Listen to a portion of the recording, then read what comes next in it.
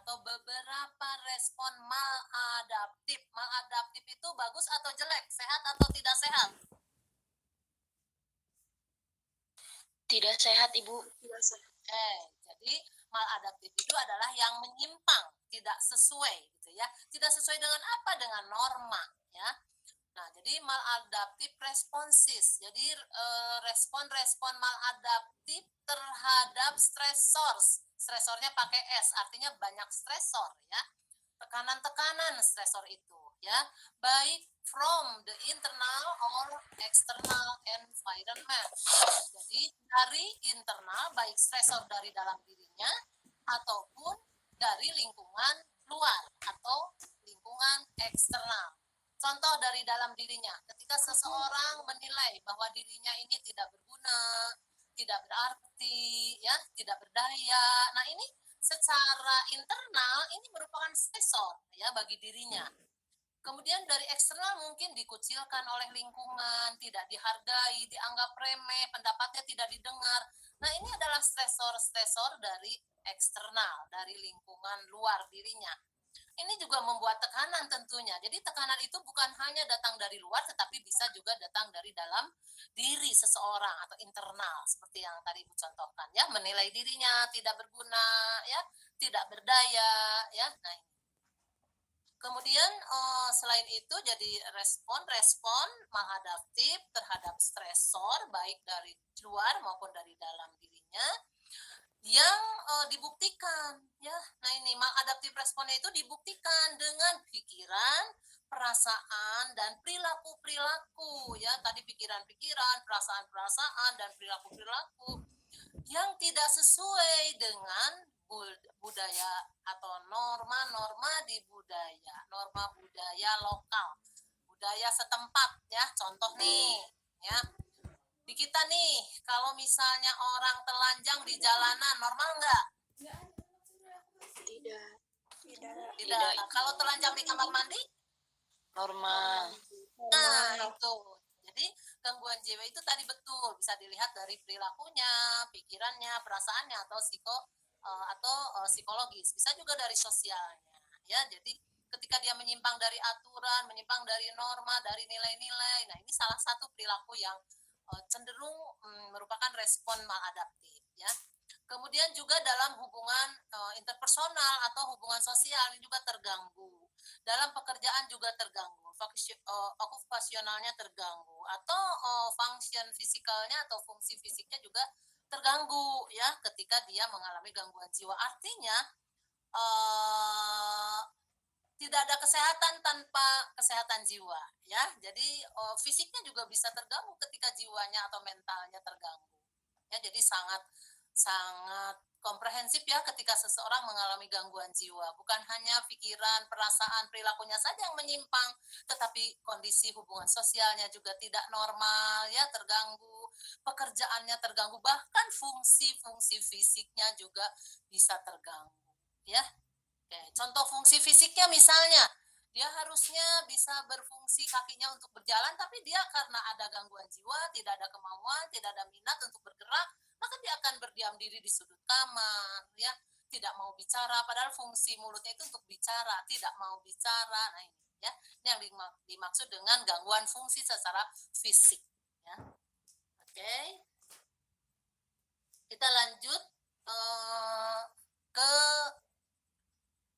komunikasi ya. Jadi saya ingatkan lagi bahwa pada pasien gangguan jiwa ini kita butuh ya menggunakan berbagai teknik komunikasi ataupun prinsip-prinsip komunikasi. Karena pada prinsipnya pasien dengan gangguan jiwa ini tidak sakit ya. Secara fisik tidak ada keluhan fisik. Kalau fungsinya bisa saja terganggu, tapi fisiknya sehat ya.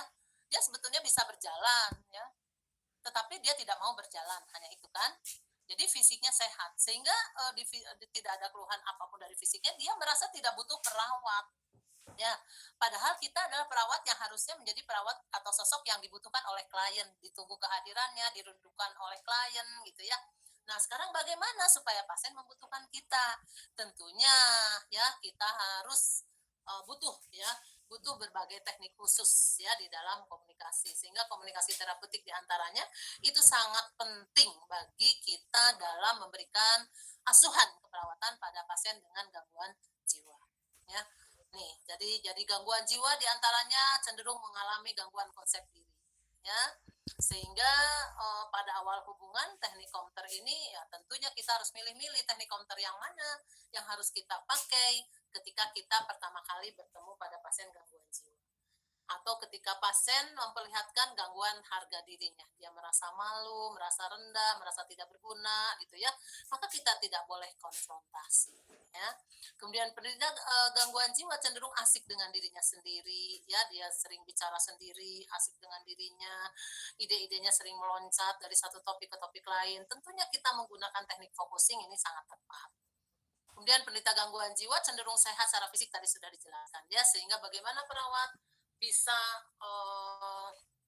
membina hubungan saling percaya dengan klien sehingga klien percaya pada perawat dan merasa butuh perawat, maka trust ini sangat penting dibina ya, sehingga sangat penting kita dalam melakukan komunikasi dengan pasien gangguan jiwa menggunakan tahapan-tahapan komunikasi, karena tahap orientasi adalah tahap ketika perawat membina hubungan saling percaya dengan klien ya. Di sini ada beberapa prinsip ya, beberapa prinsip komunikasi pada pasien gangguan jiwa. Yang pertama, kita tidak boleh menghakimi. Apa sih yang disebut menghakimi? Menghakimi itu memberikan judgment ya, memberikan judgment. Kita nggak boleh menghakimi.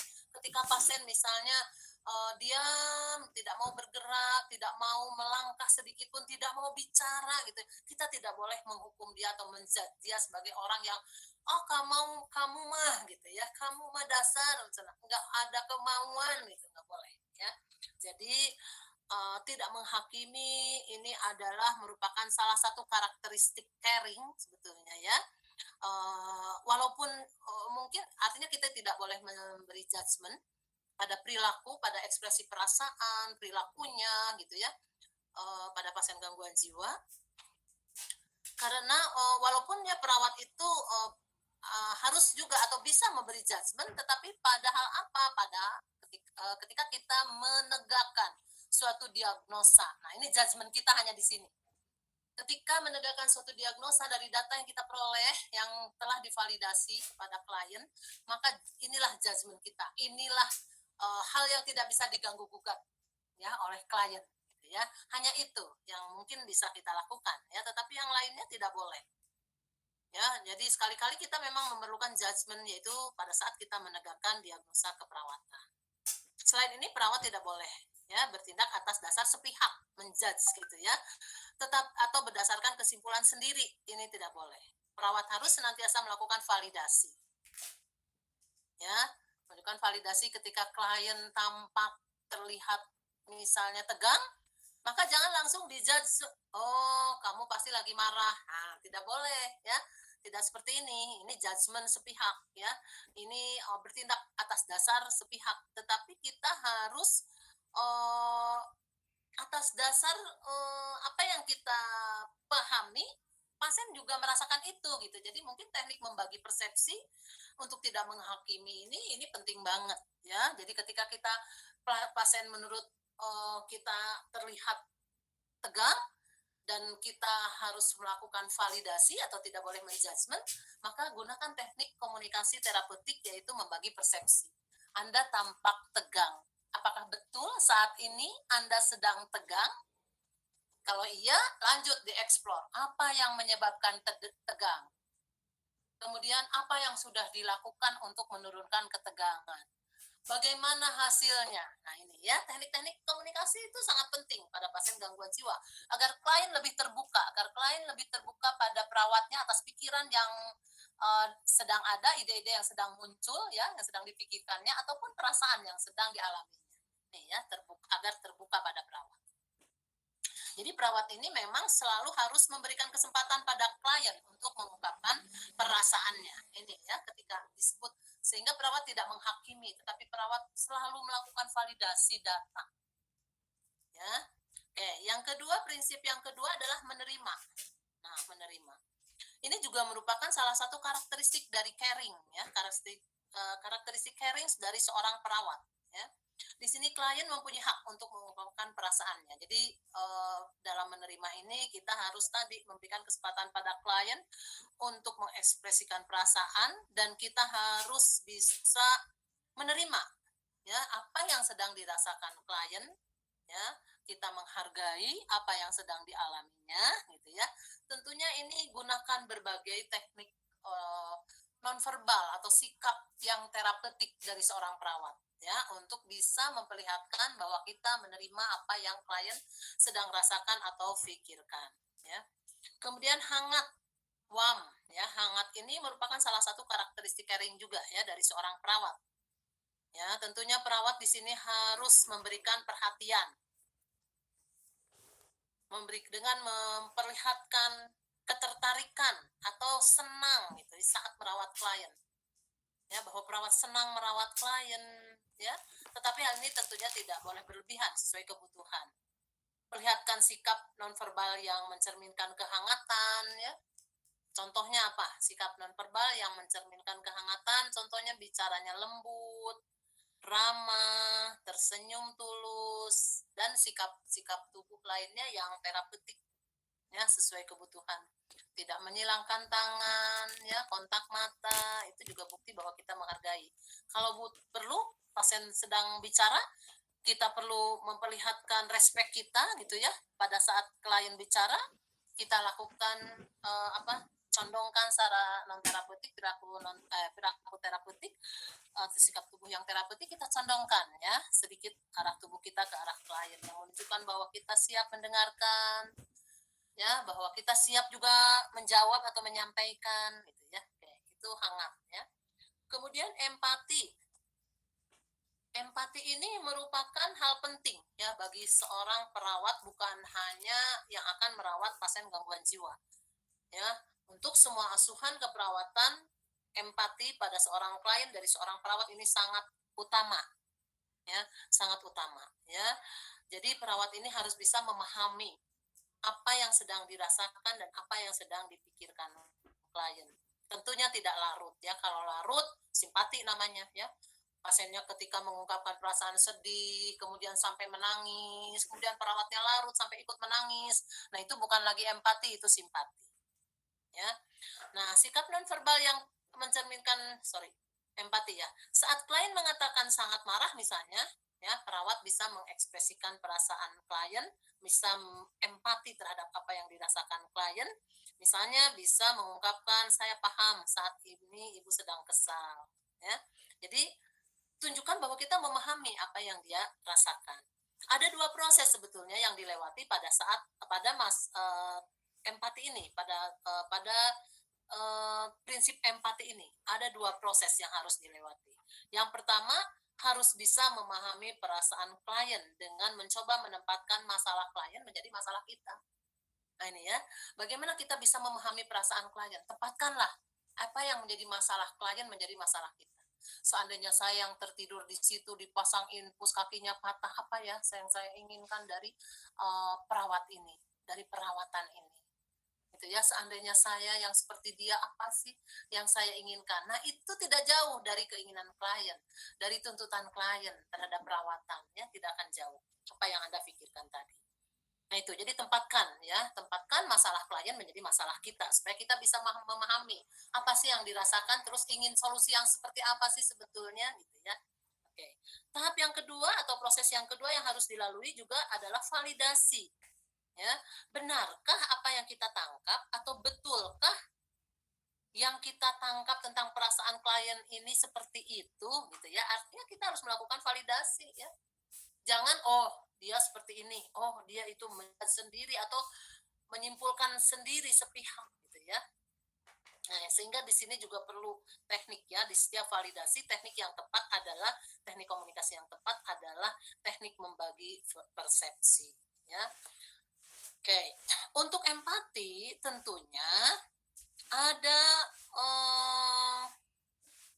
kondisi verbal dan non verbal yang harus ditunjukkan ya. Misalnya verbalnya suaranya lembut, iramanya teratur gitu ya dalam kita bersikap empati. Non verbalnya menunjukkan empati ya. Tentunya kita lakukan komunikasi dengan penuh kehangatan, tadi hangat udah dibahas ya. Kemudian juga kesejatian itu artinya ya kita jujur apa adanya kita sampaikan, tapi dengan kondisi yang ramah, yang hangat gitu ya penyampaiannya, ini empat. Kemudian yang berikutnya yang kelima adalah kongruensi. Ya, kongruensi ini adalah kesesuaian verbal dan non verbal. Jadi ketika verbalnya mengatakan apa yang sedang ibu rasakan misalnya ya, non verbalnya harus sesuai ya dengan verbal tadi ya. Misalnya tatapannya harus tepat, kemudian tersenyum ya, suaranya lembut ya ketika mengatakan apa yang sedang ibu rasakan. Mungkin ekspresi kita yang mengkhawatirkan si ibu gitu ya. Nah, gitu. Seolah kita ada dalam posisi si ibu, sedang atau posisi klien, bahwa kita sedang merasakan apa yang dirasakan klien ya, sehingga kita harus menyesuaikan antara verbal dan non verbal yang kita lakukan ya. Kemudian sabar. Nah, sabar juga dibutuhkan ya, dibutuhkan untuk membina hubungan saling percaya. Artinya ketika seseorang dua orang baru bertemu, tentu ini harus menyesuaikan diri ya, baik dari sikapnya ya atau perilakunya ya. Nah, ini harus ya, harus menyesuaikan diri kedua orang ini. Tentunya ini sangat membutuhkan kesabaran karena kita tidak tahu yang kita hadapi ini adalah orang yang apa ya, yang terlalu ekspresif atau sebaliknya dia kurang ekspresif, cenderung kalau tadi hiperaktif yang ekspresif, kalau yang kurang ekspresif mungkin cenderung diam ya, sulit merespon gitu ya, sulit memberikan respon pada stimulus yang diberikan perawat. Nah, sehingga kita perlu sabar, penting ya. Di dalam kesabaran ini dibutuhkan ya, untuk kesabaran ini dibutuhkan untuk membina hubungan saling percaya tadi. Ya. Kemudian hormat atau respect ya, hormat ini respect. Ini juga salah satu bentuk komitmen kita ya. Salah satu respect yang kita tunjukkan adalah komitmen. Kita harus bertanggung jawab pada apa yang kita buat bersama dengan klien, janji atau kontrak atau kesepakatan. Nah, ini komitmen. Ini sangat penting ya. Jadi ketika Anda dengan pasien gangguan jiwa harus kontrak ya, mau berapa lama kita ketemu, tentang apa yang mau dibahas, dan di mana itu kontrak. Ada 3 elemen kontrak ya, topiknya tentang apa, tempatnya di mana kan gitu ya, waktunya berapa lama. Nah ini, dan ketika sampai waktunya kita harus tepat ya.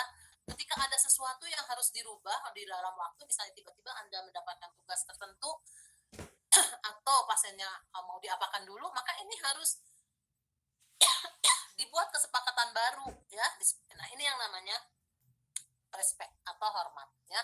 Buatlah kesepakatan baru, jangan seenaknya, jangan ya udahlah gimana nanti aja karena sekarang nggak bisa, ya udah nanti aja jam berapa pasiennya, tanpa diberi kesempatan untuk menyepakati kontrak baru ya, gitu ya, hormat.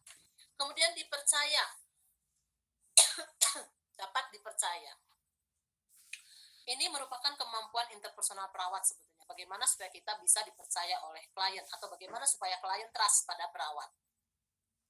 Ya, jadi merupakan kemampuan interpersonal perawat ya untuk dapat mengendalikan perasaan ya, dan hal ini ditunjukkan selama perawat melakukan asuhan keperawatan. Jadi selama melakukan asuhan keperawatan tentunya hubungan saling percaya antara perawat dan klien ini harus tetap dibina. Perawat harus mempertahankan kepercayaan yang sudah klien berikan pada seorang perawat selama melakukan asuhan keperawatan. Ya. Oke. Kemudian terbuka. Tadi terbuka ya, sudah diulas sedikit bahwa bagaimana supaya klien terbuka? Tentu perawatnya juga harus terbuka ya. Di dalam fase keterbukaan ini bisa dibina pada saat membina hubungan saling percaya ya. Jadi membina hubungan saling percaya tujuannya ya supaya klien lebih terbuka kepada perawat. Ketika klien sudah terbuka kan dia akan mengungkapkan apapun yang ditanyakan oleh perawat, akan lebih terbuka gitu ya kepada perawatnya karena sudah percaya pada perawat ya. Tentunya ketika keterbukaan ini, ketika klien mengungkapkan supaya terjalin keterbukaan, terbangun keterbukaan, maka ketika klien mengungkapkan sesuatu, baik itu perasaan maupun pikirannya, perawat sebaiknya active listening. Nah, ini salah satu teknik komunikasi juga ya, active listening. Mendengarkan, saat mendengarkan posisi kita tentunya tidak kemana-mana ya, kita mencondongkan sedikit badan kita ke arah klien yang menunjukkan bahwa kita siap mendengarkan, yaitu artinya kemudian kita juga mungkin bisa menyentuh klien ya, kemudian bisa empati juga bisa dilakukan di sini gitu ya, agar klien bisa agar klien bisa merasakan kehangatan dari perawat gitu ya, perhatian dari perawat gitu ya. Nah, ini sangat penting ya untuk membina keterbukaan, karena tanpa keterbukaan kita sulit untuk menggali masalah yang sebenarnya dari klien gangguan jiwa. Kemudian karena gangguan jiwa bisa aja ya, ada yang kalau sudah kronis itu pasien gangguan jiwa bisa saja dia memanipulatif ya, menutupi gitu ya, sehingga tidak kita terkecoh. Nah, gitu. Kalau kita tidak membangun kepercayaan yang sehingga pasien tidak bisa terbuka gitu ya, tetapi harus ada jalinan hubungan saling percaya sehingga pasien bisa terbuka pada perawat. Humor ini juga penting ya, humor ya. Humor itu bisa di sela-sela waktu ketika kita melakukan pertemuan atau intervensi kepada klien, tetapi harus tepat waktunya. Artinya kita lihat situasinya, apakah klien ini sedang senang atau sedang marah. Kalau sedang marah mungkin kita tidak cocok untuk mendapatkan humor-humor kecil di sana. Hal ini penting ya, supaya klien tidak menjadi ragu, supaya klien juga tidak merasa bosan. Artinya kita memberi ruang pada klien untuk mengungkapkan pikirannya, perasaannya, tetapi perhatikan waktu, perhatikan kondisi klien ya, untuk humor-humor kecil yang bisa dilakukan di sela-sela melakukan komunikasi dengan klien. Oke. Ada pertanyaan sampai sini?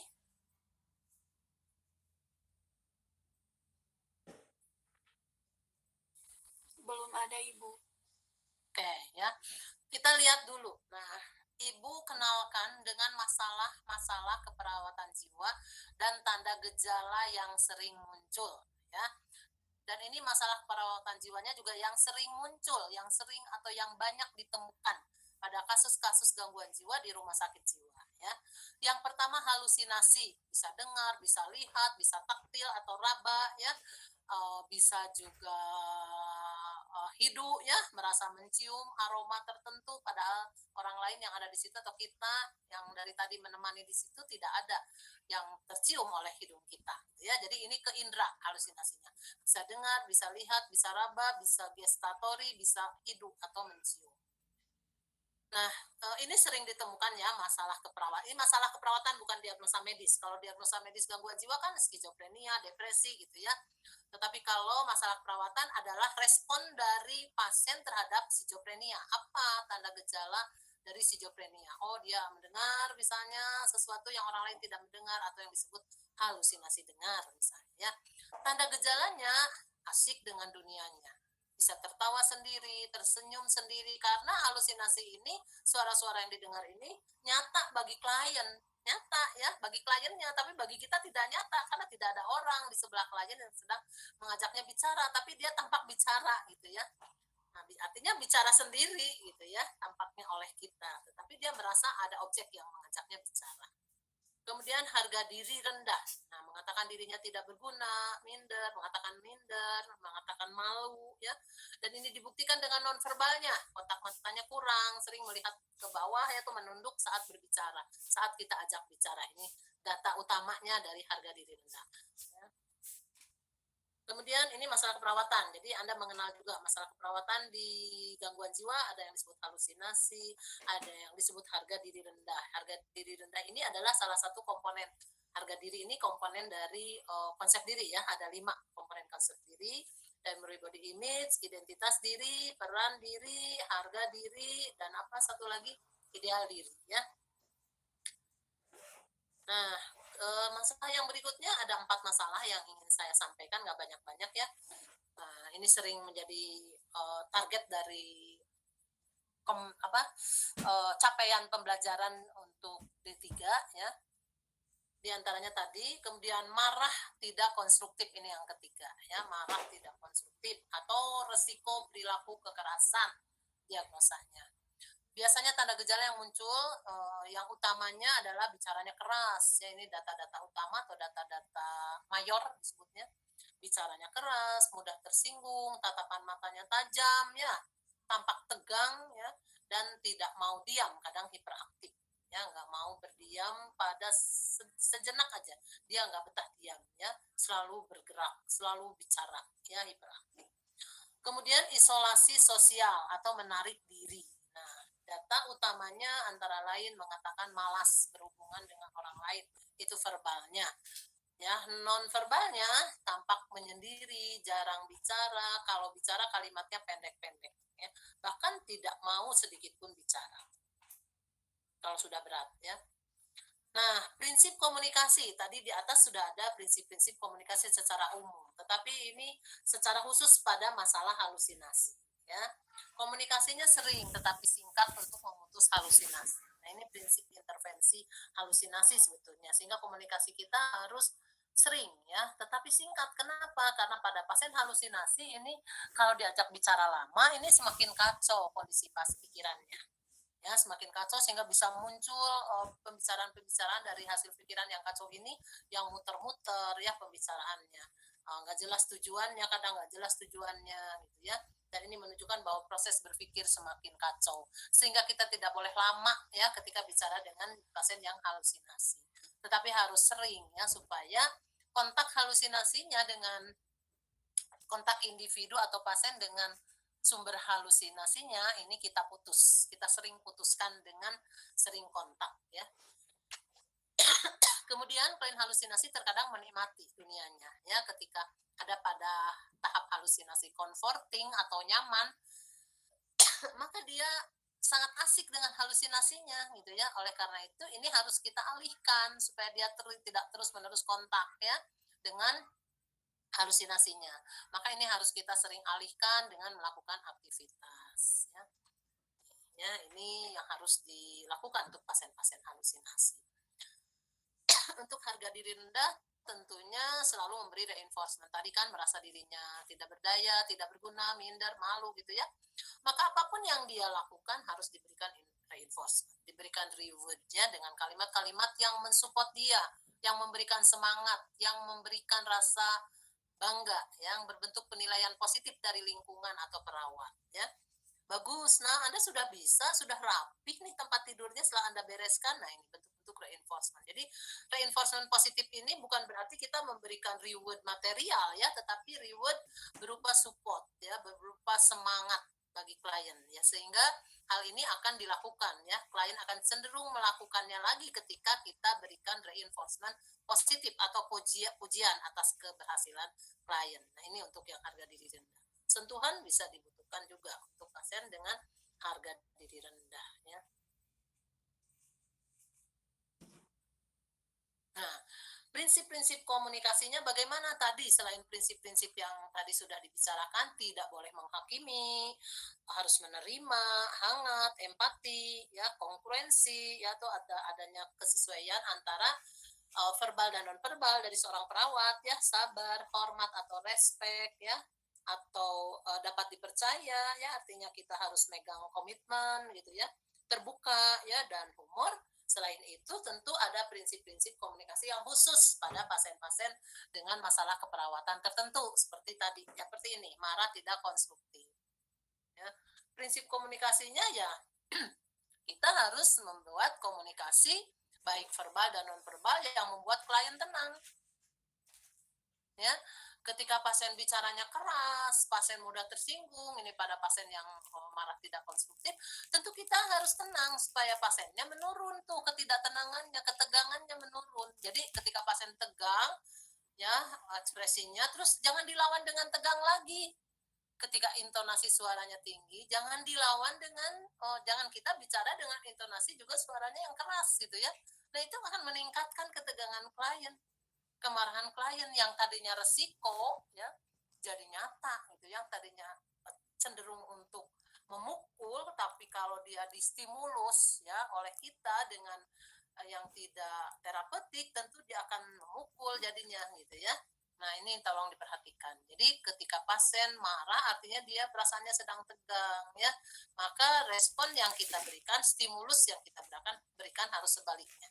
Supaya ketegangan klien bisa kita turunkan. Nah, itu yang disebut terapeutik komunikasi ya.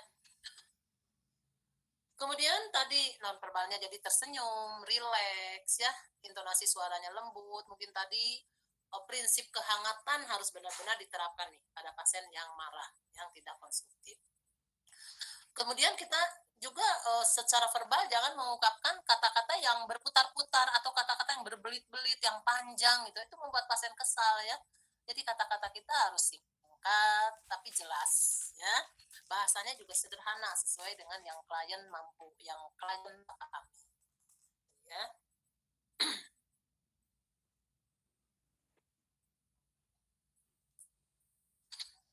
Nah, pada isolasi sosial menarik diri, ini terima pasien. Tadi kita harus ada prinsip menerima. Ya, dia diam, tidak mau bergerak, disuruh makan diam aja, disuruh gabung nonton TV sama yang lain juga diam aja. Ya, kita harus menerima ini. Inilah masalah bagi klien kita saat ini. Dia bukan tidak mau berhubungan, tapi sedang tidak mampu menjalin komunikasi atau menjalin hubungan dengan orang lain. Banyak penyebabnya. Bisa dia merasa malu karena harga dirinya rendah gitu ya. Diagnosa perawatannya juga ada harga diri rendah, maka dia akan menarik diri dari lingkungan. Nah, kita harus bisa menerima ini ya. Libatkan dalam kegiatan bersama yang menuntut adanya komunikasi. Jadi bantu dia meningkatkan kemampuan berhubungan dengan orang lain secara bertahap ya. Kenalkan dulu dengan orang sebelahnya, kemudian kenalkan lagi dengan yang lain, ikutkan dalam kegiatan kelompok gitu ya. Ini untuk membantu dia meningkatkan kemampuan berhubungan. Ya, atau fasilitasi dan support pasien untuk berkenalan tadi sudah ya, berkenalan dengan teman sebelah pasien sebelahnya. Sehari mungkin kita kasih PR satu pasien dia kenal. Yang namanya perkenalan itu tidak asal kenal ya, tapi mungkin 3 aspek yang harus dipenuhi, diperoleh. Misalnya nama pasien di ruang tadi, nama salah satu pasien, asalnya dari mana, hobinya apa, minimal 3 itu ya. Kalau dia sudah bisa berkenalan pada satu orang pasien satu hari saja dengan kondisi namanya gitu ya, alamatnya ataupun hobinya, maka ini suatu kemajuan. Kita PR-kan lagi untuk selanjutnya, nanti PR-kan lagi untuk selanjutnya berkenalan. Berikutnya kita libatkan dia dalam satu kelompok ya, kelompok kegiatan kelompok. Nah, ini untuk meningkatkan kemampuan klien isolasi sosial ya dalam meningkatkan kemampuan bersosialisasi. Nah, keterampilan perawat dalam berkomunikasi dengan klien gangguan jiwa. Tentunya perawat ini harus jadi pengamat yang peka ya, pengamat yang baik. Jadi ketika berkomunikasi kita lihat respon, pasti kita mendengar apa yang dikatakan, tetapi kita juga harus mendengar melihat apa yang disampaikan melalui nonverbal klien. Ya, jadi harus peka ya perawat ini. Jangan hanya mampu menangkap apa yang didengar dari klien, tetapi harus bisa menangkap apa yang dilihat ya dari sikap kliennya, dari perilaku kliennya. Ya, dan kemudian kita lakukan validasi, maka ini akan terus bisa dieksplor dan akhirnya bisa ada solusi, ditemukan solusi. Jangan lupa juga bahwa kita harus terampil dalam menerapkan prinsip dan teknik komunikasi, tentunya sesuai kebutuhan ya. Dan sikap nonverbal yang terapeutik ya. Ada 5 sikap nonverbal terapeutik yang Anda bisa terapkan pada klien gangguan jiwa. Tadi ya, antara lain adalah kontak mata, 1 level, tidak melipat kaki atau melipat tangan, kemudian kita kondisinya rileks, kemudian berhadapan gitu ya. Nah, ini adalah sikap-sikap nonverbal yang terapeutik ya.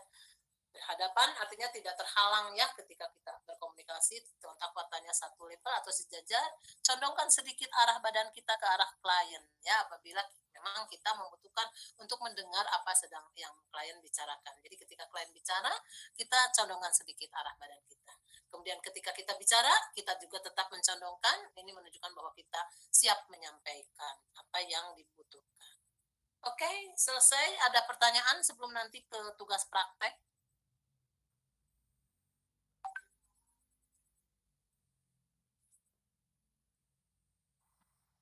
Halo, silahkan kalau ada. Ya, mangga Neng. Perkenalkan, saya Selma Noviana dari kelas 1A. Izin bertanya, Mm-mm. kalau penderita gangguan jiwa itu apakah dia sadar bahwa kalau dia juga kalau dia itu mengalami gangguan jiwa? Putus-putus suaranya Neng. Neng, jangan terlalu cepat suaranya Neng. Ulangi. Apakah pasien gangguan jiwa itu sadar bahwa dirinya itu menderita gangguan jiwa itu? Oke, good pertanyaannya. Ya, saya jawab langsung aja ya. Oke. Pasien gangguan jiwa kalau bilang kesadaran, tadi kan tentang sadar ya. Kalau bilang kesadaran, dia sadar penuh ya. Kalau bilang tingkat kesadaran, ya tingkat kesadarannya sadar penuh kompos mentis. Yang dimaksud gangguan kesadaran pada pasien gangguan jiwa bukannya sadar pingsan, sadar atau pingsan gitu ya, atau koma gitu ya, seperti gangguan fisik atau penyakit fisik. Tetapi yang disebut gangguan kesadaran adalah yang satu antara lain tahapan yang pertama adalah bingung. Pasien disebut bingung kesadarannya kalau datanya kita peroleh bahwa ngomongnya itu kacau, bicaranya kacau. Kemudian ada juga kesadaran pasien gangguan jiwa yang disebut sedatif. Ya. Nah, ini pasien merasa melayang. Ya. Ada pasien yang disebut, ada kesadaran yang disebut stupor. Dia tidak menyadari gerakannya bahwa dia bergerak pada posisi atau melakukan gerakan satu posisi atau apa ya, memperlihatkan posisi tertentu dalam beberapa lama, beberapa menit gitu ya. Itu yang disebut stupor. Jadi itu kesadaran. Jadi pada umumnya pasien gangguan jiwa sadar. Cuma kalau tadi bicara sadar dan tidak sadar akan penyakitnya, itu yang disebut di pasien gangguan jiwa itu disebut insight diri atau wawasan diri. Wawasan terhadap diri atau insight terhadap diri. Apakah dia menyadari bahwa dirinya mengakui bahwa dirinya ini sakit atau tidak, kan gitu ya, itu yang dimaksud oleh Anda ya. Nah, itu bukan ke kesadaran tetapi itu ke insight diri. Apakah dia memahami bahwa dirinya mengalami gangguan, bahwa dirinya ada di rumah sakit dan butuh bantu, di rumah sakit jiwa dan butuh bantuan, atau dia mengingkari dan bahkan menyalahkan, ya, menyalahkan pada orang lain. Misalnya sering ya pasien gangguan jiwa tidak memahami bahwa dirinya sakit, ya. Jadi saya emang nggak sakit suster, makanya saya emang nggak mau ngobrol dengan pasien-pasien itu, dengan orang-orang itu, nanti takut terbawa saya jadi gangguan. Dan saya mah sehat. Ya, apa yang menyebabkan ibu mengatakan sehat? Kenyataannya ibu sedang ada di sini. Kalau kita klarifikasi atau validasi seperti itu atau klarifikasi seperti itu, dia akan mengatakan bahwa saya dibawa jalan-jalan awalnya oleh paman saya. Katanya sih mau dibawa nonton, tapi makanya saya mau. Tapi ternyata saya dimasukkan ke sini. Nah, ini pasien-pasien seperti ini adalah yang dinyatakan bahwa insight dirinya, bukan kesadarannya ya, insight dirinya ini jelek gitu ya, jelek, wawasan terhadap dirinya jelek, dan kondisi seperti ini akan memperburuk keadaan ya, di mana klien nanti karena tidak merasa sakit, dia tidak mau minum obat, tidak ada kesadaran ya dalam dirinya untuk minum obat gitu, sehingga harus diberikan terus oleh perawatnya. Tanpa itu pasiennya tidak punya kesadaran sendiri untuk melakukan itu gitu ya. Itu ya. Oke. Okay? Terima kasih Ibu. Ya, ada lagi yang mau bertanya? Ibu izin bertanya, Ya, mangga. untuk seseorang yang berkepribadian introvert ya Ibu, kan biasanya cenderung diam dan tidak mau gabung sama teman gitu, menyendiri gitu. Apa sama kayak gangguan isolasi diri atau menarik diri itu Ibu?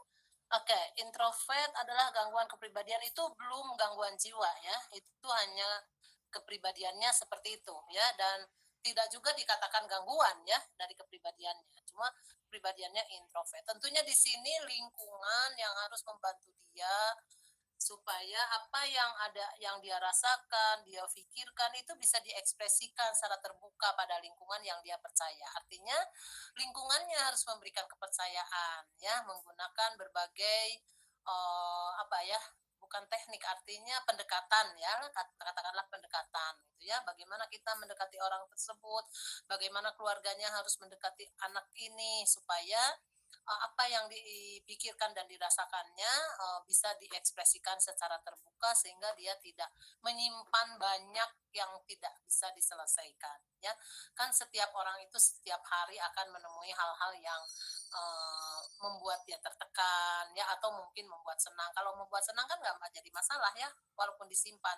Tetapi yang membuat dia tertekan, rasa sakit hati, rasa dilecehkan, ya, rasa tidak diterima, itu kalau dipendam, disimpan, itu tidak akan hilang ya, dan itu akan mengganggu perilakunya dia sehari-hari gitu ya. Kalau ada ganjalan, itu merupakan stresor ya, sehingga harus diselesaikan. Nah, pada orang-orang introvert mungkin perlu pola-pola untuk mengembangkan kemampuan dia agar terbuka ya, agar terbuka pada orang-orang yang mungkin berbeda dengan ekstrovert. Kalau ekstrovert kan terbukanya pada setiap orang ya, ketika di kelas aja dia udah tidak ada yang nanya, dia udah mengemukakan itu ya apa yang dirasakan atau dipikirkan. Tetapi orang-orang yang introvert ini butuh orang yang dia percaya. Jadi hanya 1, 2, 3 orang tertentu yang bisa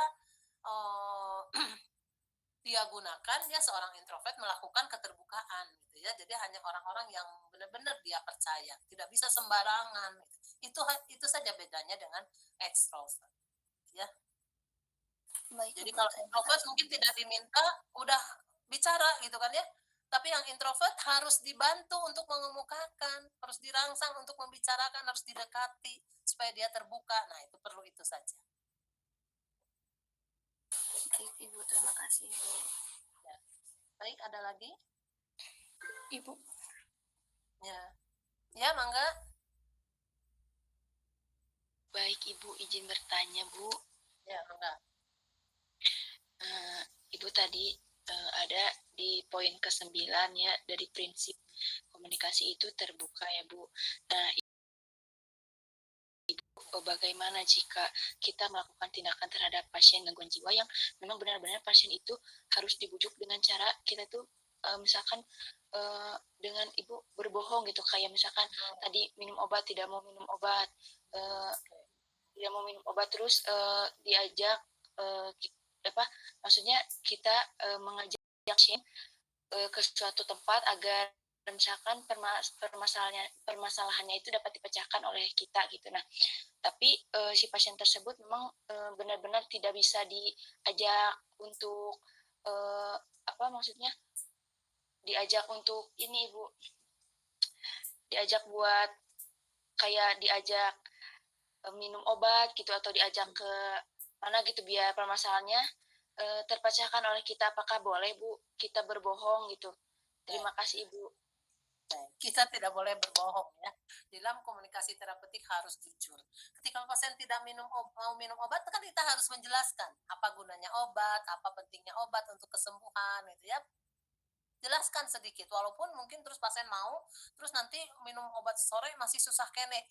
Jangan bosan-bosan, kita lakukan lagi penjelasan bahwa obat yang merah ini untuk apa ya, supaya cepat pulang dari rumah sakit, supaya nanti perilakunya lebih baik lagi dari yang sekarang sehingga bisa cepat pulang. Begitupun obat yang warna biru dan sebagainya. Terus-menerus perawat harus melakukan penjelasan, menyampaikan informasi tentang pentingnya obat dan guna atau manfaat dari obat itu sendiri ya. Jadi sampai pasien mungkin saat itu mau, walaupun nanti nggak mau lagi, tapi terus ya kita sampaikan itu ya. Insya Allah nanti pasien pun akan memahami pentingnya obat ya untuk kesembuhan dia, sehingga nanti dia akan mau minum obat ya, walaupun dia mungkin belum sepenuhnya sadar bahwa dia mengalami gangguan jiwa, karena bisa saja gangguan jiwa ini memang dia sadari tetapi dia tutupi, artinya dia menolak ya, dia menjudge, bukan menjudge ya, menganggap dirinya ini adalah sebagai tidak menerima gitu, menolak apa yang terjadi gitu ya, menolak apa yang terjadi karena dia sangat tidak ingin gangguan jiwa, maka dia menolak gitu ya, tidak menerima ya, bahkan menstigma bahwa dirinya itu adalah orang yang yang walaupun dia tidak mengakui gangguan jiwa, tapi dia menstigma dirinya bahwa dia orang yang misalnya tidak berguna, ya orang yang pernah masuk ke rumah sakit jiwa gitu ya. Nah ini, jadi kita tidak boleh membohongi klien agar klien selanjutnya bisa menyadari pentingnya obat, manfaat obat gitu ya. Oke, itu barangkali. Ya baik Ibu, terima kasih. Ya. Dan intervensi pada pasien gangguan jiwa ini memang tidak mudah ya. Kalau pada fisik kan misalnya gini, pasien demam nih, terus sama kita dikasih obat apa ya untuk penurun demam lah ya. Kemudian 3 jam kemudian pasiennya turun demamnya, kan gitu. Kita kompres, pasiennya turun demamnya, walaupun karena proses penyakit patofisiologi dari penyakit bahwa demamnya memang akan turun naik selama 1 minggu misalnya, ya akan turun naik, tapi ya memang itu dijalani gitu ya, memang itu proses penyakit. Beda dengan gangguan jiwa ya, ketika kita berikan intervensi belum tentu hari itu berubah perilakunya, karena yang kita rubah adalah perilaku yang maladaptif ya, perilaku yang tidak sesuai dengan norma yang harus kita rubah. Jadi tidak mudah, tidak sekali 2 kali kita ngomong perilaku pasien berubah, tidak semudah itu ya. Tentunya kita juga harus operkan intervensi ini pada keluarga, karena nanti ketika sudah pulang keluarga yang harus melanjutkan gitu loh. Karena tidak semudah itu untuk merubah perilaku. Ya, beda dengan merubah dari demam menjadi tidak demam kan? Dari haus menjadi tidak haus, itu kan tinggal minum, selesai gitu ya. Jadi berbeda ya, sehingga intervensi pada pasien gangguan jiwa kita harus juga dalam memberikan asuhan perawatan pada pasien gangguan jiwa, kita juga harus melibatkan keluarga gitu ya. Keluarga pun harus kita berikan keterampilan bagaimana memberikan tindakan-tindakan keperawatan setelah nanti dia pulang ke rumah gitu ya, karena tidak semudah itu untuk merubah perilaku ya. Oke.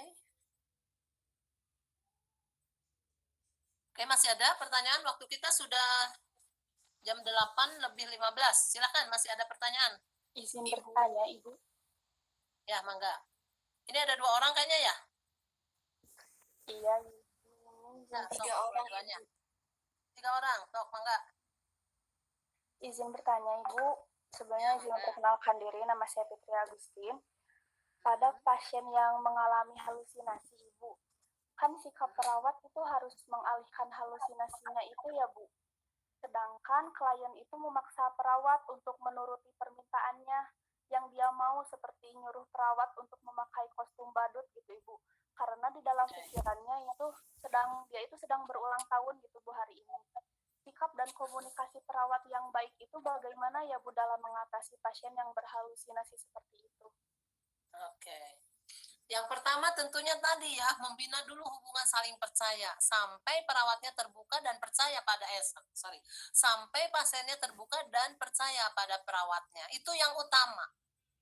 Jadi sebelum kita melakukan intervensi keperawatan lebih jauh, tentunya ya di dalam komunikasi kita yang kita jalin dengan pasien gangguan jiwa, hubungan saling percaya dulu yang harus benar-benar terjalin, terbina. Ya, sehingga nanti pada saatnya melakukan intervensi, tentunya ya dari komunikasi yang kita lakukan tadi ya, di mana kita menjalin hubungan saling percaya, artinya tidak menghakimi, menerima dia apa adanya, hangat, empati, ya prinsip-prinsip komunikasi kita sudah lakukan, akhirnya pasiennya dapat percaya pada perawat, dapat terbuka. Tentunya ketika kita melakukan intervensi tidak akan sesulit itu.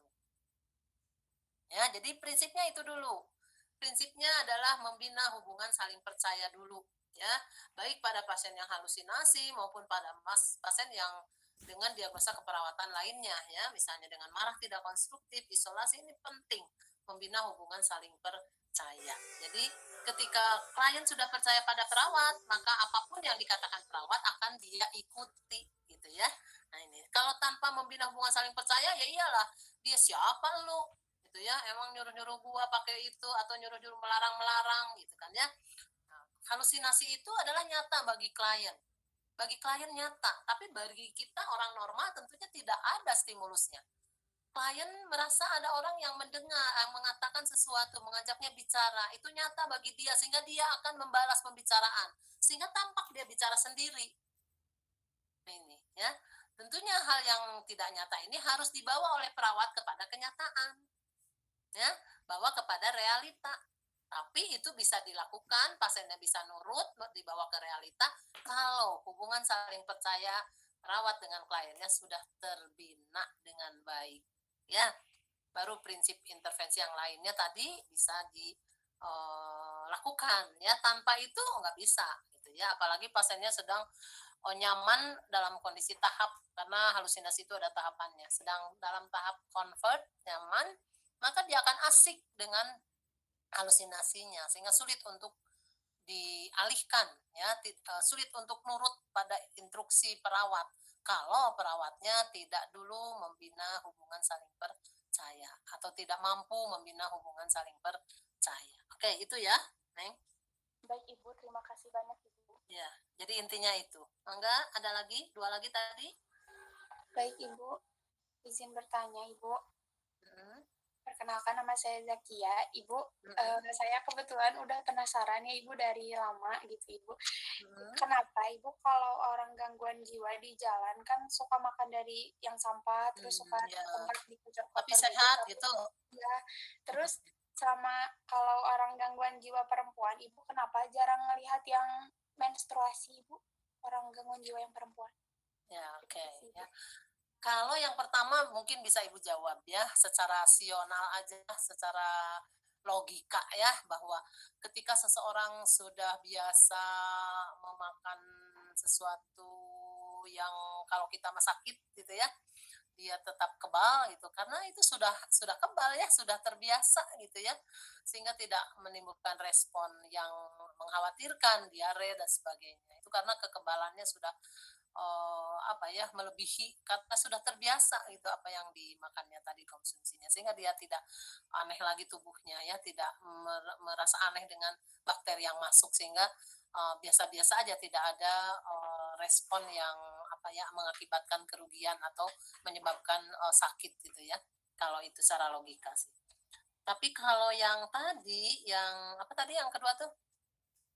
Yang orang gangguan jiwa yang perempuan itu Ya, nah itu, nah oke, ya, yang itu ya itu juga dikaitkan dengan reaksi-reaksi hormonal ya, ketika pasien gangguan jiwa gitu ya, atau mungkin itu kelebihan ya dari pasien gangguan jiwa ya. Allah itu memberikan sesuatu yang tentunya juga tidak memberatkan gitu ya bagi individunya.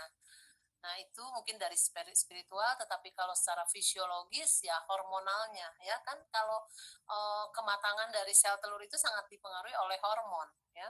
Mungkin hormonnya untuk menghasilkan hormon itu sudah tidak lagi, tubuhnya itu sudah tidak lagi respon gitu ya terhadap hal-hal itu. Tapi kalau sebetulnya kalau saya melihat ya, dari pasien-pasien di rumah sakit jiwa masih ada yang menstruasi ya di usia subur. Kalau sedang mengalami gangguan jiwa, dia masih usia subur gitu ya. Nah, kalau yang Anda alami ya saya kurang paham juga. Bahkan ada yang hamil gitu ya, yang pasien gangguan jiwa ini. Yang punya suami, terus dia hamil, itu ada. Artinya hormonalnya masih bisa berfungsi gitu ya, hormon reproduksinya itu, hormon wanitanya itu masih berproduksi gitu ya, masih aktif, masih bisa disekresi sehingga bisa ada siklus menstruasi, bahkan ada kehamilan gitu ya. Nah, ini yang ibu bisa tahu, yang bisa ibu alami gitu ya dari pasien-pasien di rumah sakit. Ada yang hamil, ada yang apa namanya, menstruasi juga gitu ya. Ya mungkin yang sudah ini masuk menopause gitu ya, siklus menstruasinya sudah tidak dialami lagi gitu, udah masuk menopause gitu, di mana hormon-hormon wanitanya sudah berkurang ya, sehingga tidak bisa lagi menghasilkan sel telur atau ya sel telur yang keluar dari ovum itu yang matang, yang siap untuk dibuahi, atau ketika tidak ada sperma dia siap masuk ke endometrium dan akan terjadi siklus menstruasi gitu ya. Apakah itu yang bisa ibu jawab ya? Baik Ibu, terima kasih banyak Ibu. Ya, mangga, yang satu lagi masih ada terakhir? Baik Ibu, Ya, izin terakhir ya. bertanya Ibu. Iya Ibu, tapi ada 2 pertanyaan mewakili teman saya yang tidak bisa on mic Ibu. Apakah boleh Ibu? Ya, mangga. Yang pertanyaan pertama dari saya, Ibu, apa bedanya berkebutuhan khusus dengan gangguan jiwa Ibu, dan apakah orang berkebutuhan khusus bisa masuk ke RSJ? Oke, good. Itu pertanyaannya. Yang dua teh. Yang satunya lagi ini Ibu, dari Teh Ayu.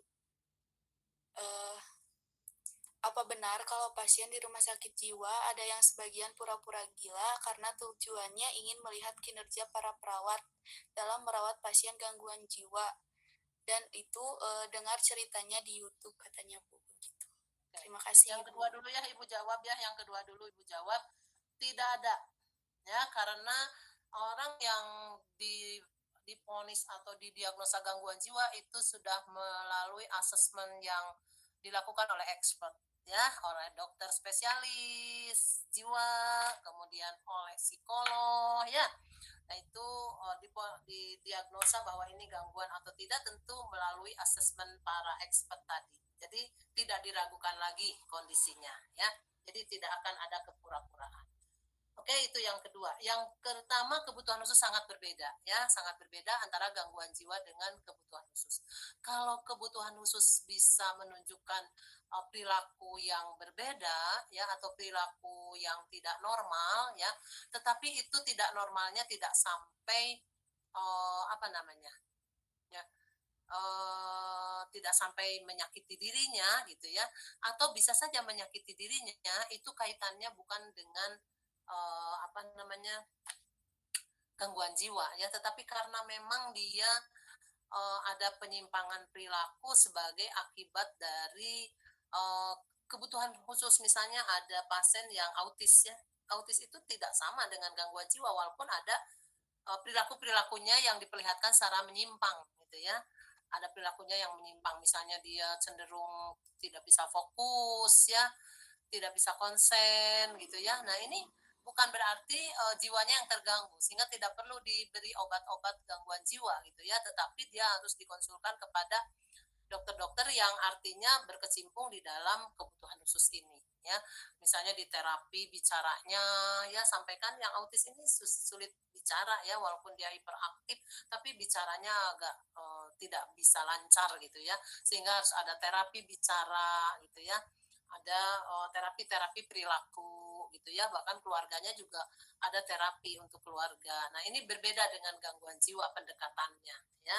Artinya pendekatannya bisa saja ke terapi-terapi individu ataupun keluarga, tetapi gangguan jiwa juga sama, ada terapi individu, ada terapi keluarga, tetapi secara biologis, terapi biologis itu sangat berbeda. Kalau pada pasien gangguan jiwa pasti ada terapi biologis atau terapi somatik, yaitu pemberian obat-obat antipsikotik, misalnya, ya, antidepresan, gitu ya.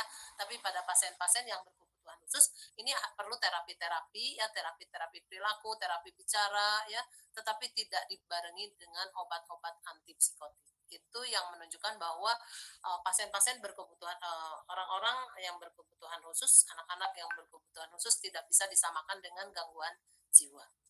Oke. Oke?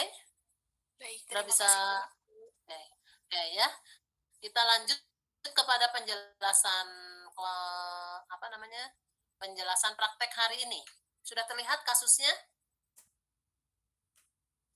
Ibu sudah share kasusnya? Baik, Ibu sudah. Slide-nya sudah terlihat. Oke. Jadi di sini ada Tuan D. Jadi kalau Anda menuliskan, mendokumentasikan nama klien harus inisial, ya. Harus inisialnya. Tuan D berusia 30 tahun, tidak bekerja, pendidikan terakhir mahasiswa Fakultas Sastra tetapi tidak selesai. 3 hari yang lalu klien dirawat di rumah sakit jiwa karena di rumah marah-marah dengan melempar semua barang yang ada di dekatnya. Pada saat dikaji, nah, ini perawat melakukan pengkajian, klien tampak tegang. Ini tanda-tanda marah, ya. Tegang, banyak bicara, kadang bicaranya tidak jelas atau tidak fokus. Tugasnya, jadi Anda tugasnya yang kalau saya harapkan sih Anda membuat video, ya, biar terlihat respon verbal non-verbal Anda pada pasien yang sedang marah. Jadi nanti berpasangan dengan temannya saja. Bisa nggak, ya, video dengan temannya? Neng, bisa nggak video dengan teman atau harus dengan keluarga kalau video? Kalau biasanya sama teman Ibu. Sama apa? Sama teman kelompok Ibu. Ya kan, sama teman kelompok, ya. Bisa, ya, buat video, ya. sama teman kelompok nanti buat video. Yang satu berperan sebagai pasien ya, misalnya ada 6 berarti berpasangan aja ya, berpasangan dua-dua.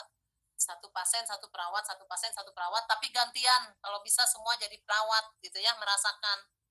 Nah, lakukan komunikasi verbal dan nonverbal yang terapeutik pada saat melakukan pengkajian. Yang ditanyakan pada pengkajian hanya 3 hal. Apa yang menyebabkan klien dibawa ke rumah sakit, apakah pernah mengalami gangguan jiwa sebelumnya, dan bagaimana pengobatannya. Tentunya pasiennya yang berperan menjadi pasien harus menunjukkan tanda-tanda marah, tegang, mungkin intonasi suara agak tinggi ya, kemudian ekspresi wajah tadi tegang, tidak nada suara tinggi, kemudian bicaranya tidak jelas gitu ya, pokoknya pasiennya tampak tidak tenang gitu ya. Nah ini yang diperankan oleh pasien, kemudian perawatnya tadi komunikasinya ya, komunikasinya dia harus ketika pasien tegang maka perawat harus tenang, tersenyum, hangat gitu ya, empati gitu ya. Nah, nonverbalnya itu nonverbalnya ditambah sikap-sikap nonverbal yang terapeutik itu juga harus dihadirkan ya, misalnya kontak mata, kemudian rileks, kemudian tidak melipat tangan dan melipat kaki ya. Nah, hal-hal ini yang harus Anda praktekkan ya. Lihat lagi misalnya di intervensi pada pada prinsip komunikasi pada pasien marah nih. Ya, nonverbalnya tersenyum, nih lihat lagi di sini. Tenang, artinya kalau tenang kan tidak melipat tangan, tidak melipat kaki atau rileks ya. Suara kita lembut gitu ya. Nah, kemudian kalimat-kalimatnya jangan berbelit-belit, jangan panjang ya, tetapi singkat, tetapi dan jelas ya, serta sederhana. Nah, ini yang tugas Anda yang harus ditampilkan lewat video. Ya, bagaimana Anda berkomunikasi secara verbal dan nonverbal ya pada pasien yang sedang memperlihatkan tanda-tanda marah. Tadi tanda-tanda marahnya, mana tadi tanda-tanda marahnya? Nah, ini ya bicaranya keras nih pasiennya. Mudah tersinggung, ya, tegang, ya, tadi tidak mau diam. Oke, jelas? Jelas Ibu. Jelas Ibu. Nah, jadi hanya menghadirkan komunikasi verbal dan nonverbal dan pada pasien yang memperlihatkan tanda gejala marah tadi, intonasi suaranya keras gitu ya, ekspresi wajah tegang, banyak bergerak atau banyak mondar-mandir atau menggerak-gerakan tangannya gitu ya, kemudian banyak bicara gitu. Nah, bagaimana menghadapi ini? Kitanya tenang, tersenyum kan gitu ya, tadi yang sudah dibahas. Kemudian juga kita tetap rileks, intonasi suara kita lembut gitu ya. Kalau pasien suaranya keras, intonasinya keras, kita lembut gitu ya. Tetap tersenyum walaupun pasiennya tegang. Karena dengan tersenyum pasiennya akan berkurang tegangnya, tapi kalau pasien tegang kitanya tegang, maka akan tambah ketegangan yang dirasakan oleh klien atau yang diperlihatkan oleh klien. Oke, itu saja mungkin ya, mudah sekali kan, hanya menyampaikan respon verbal dan nonverbal pada saat pasien memperlihatkan tanda-tanda marah. Jadi pasiennya benar-benar nanti yang berperan jadi pasien ini harus memperlihatkan tanda-tanda marah ya, tegang ekspresinya, kemudian bicaranya banyak gitu ya, kemudian intonasi suara keras gitu ya atau tinggi gitu ya, itu aja, nggak usah terlalu banyak lah. Oke, itu aja mungkin sudah bisa ditangkap tugasnya. Sudah Ibu. Ibu mohon maaf materinya minta dikirim. Oke, ya, mangga ya, mangga. Terima Saya kasih, Ibu. langsung aja ya, saya WA ke si Pen aja materinya gimana?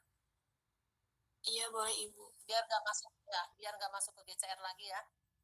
Oke, assalamualaikum warahmatullahi wabarakatuh. Tetap semangat walaupun daring ya. Tetap sehat. Nanti ada ujiannya, ujian praktek ya. Komunikasi ini ya setelah UAS mungkin ya. Oke, setelah UAS ada ujian praktek, tapi itu masih diperbincangkan ya, apakah luring atau daring ya. Keputusannya nunggu dari koordinator. Oke, itu saja yang bisa Ibu sampaikan pada hari ini. Mudah-mudahan apa yang Ibu telah jelaskan ini memberikan pemahaman yang lebih tentang bagaimana berkomunikasi pada pasien gangguan jiwa. Assalamualaikum warahmatullahi wabarakatuh. Salam sehat untuk kita semua.